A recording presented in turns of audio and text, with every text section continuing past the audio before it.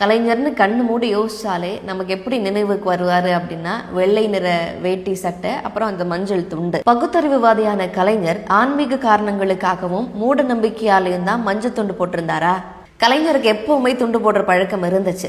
1957 62 எம்எல்ஏவா ஜெயிச்சப்பவும், 1967 பொதுப்பணித்துறை அமைச்சரா இருந்தப்பவும், ஏன் 69 சீஃப் மினிஸ்டராகவே ஆனதுக்கு பிறகும் கூட அவருக்கு அந்த துண்டு போடுற பழக்கம் இருந்துச்சு. ஆனா அப்பெல்லாம் வெள்ளை நிறத்தாலான கைத்தறி துண்டை தான் அவர் அணிஞ்சிட்டு வந்தாரு. அது எப்போ மஞ்சள் நிறமா மாறுச்சுன்னு பார்க்கலாமா?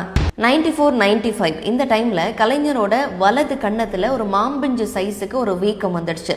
இதை டாக்டர்ஸ் செக் பண்ணிட்டு அவரோட உமிழ்நீர் சுரப்பிக்கு போற அந்த மெல்லிய நரம்புல ஒரு வெடிப்பு ஏற்பட்டுருச்சு. அதனால உமிழ்நீர் தேக்கம் அங்க வந்துட்டு அதனால தான் அங்க வீக்கம் வருது அப்படிங்கறத கண்டுபிடிக்கிறாங்க.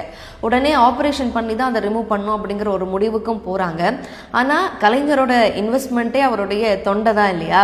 அப்போ ஏதாவது சைடு எஃபெக்ட்ஸ் வருமோ அப்படின்னும் டாக்டர்ஸ் பயந்துருக்காங்க. அப்போ வேற என்ன பண்ணலாம் அப்படின்னு டிஸ்கஸ் பண்ற அந்த நேரத்துல அந்த வீக்கம் கொஞ்சம் கொஞ்சமா குறைய ஆரம்பிச்சது. அதை பார்த்து ஹாப்பியான டாக்டர்ஸ் இதை நம்ம மாத்திரை போட்டே சரி செய்யலாம் அப்படின்னு நினைக்கிறோம், அதனால நம்ம அதை ட்ரை பண்ணி பார்க்கலாம் அப்படின்னு அதையும் ட்ரை பண்றாங்க. அவரோட அந்த வீக்கம் இன்னுமே குறைய ஆரம்பிக்குது. உடனே டாக்டர்ஸ் என்ன சொல்றாங்கன்னா, அது எப்பவுமே அவரோட முகம், இந்த கழுத்து, தோல் இது எல்லாத்துலயுமே ஒரு கதகதப்பா இருக்கிற ஒரு துண்டு எப்பவுமே இருக்கணும், அந்த மாதிரி போட்டுக்கோங்க. இந்த கைத்தறியை விட இந்த கம்பளி சால்வை அதுக்கு பெஸ்டா இருக்கும் அப்படின்னு சொல்லி டாக்டர் சஜஸ்ட் பண்ணுவோம். கலைஞர் எடுத்துட்டு வர சொல்றாரு, ஒரு சால்வை, கம்பளி சால்வை எடுத்துட்டு வாங்க அப்படின்னு சொன்ன உடனே முதலாம் அவருக்கு மஞ்சள் நிறத்தாலான கம்பளி சால்வை தான் கொண்டு வரப்படுது. அதுதான் கலைஞர் போட்டுக்கிறாரு.